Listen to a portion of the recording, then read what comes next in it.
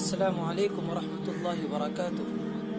اللہ کے رسول صلی اللہ علیہ وسلم نے فرمایا، لا یؤمن احدکم حتی اکون احب الیہ من والدہ وولدہ والناس اجمعین۔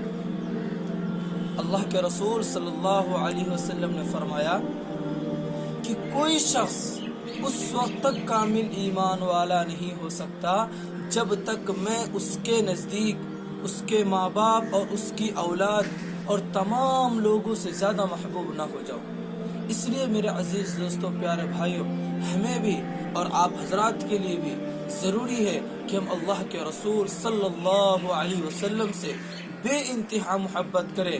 اگر اپنی جان کو قربان کرنا ہو تو اپنے جان کو بھی قربان کر دے، ماں باپ کی جان کو قربان کرنا ہو اسے بھی قربان کر دے، لیکن دامن رسول کو کبھی نہ چھوڑے۔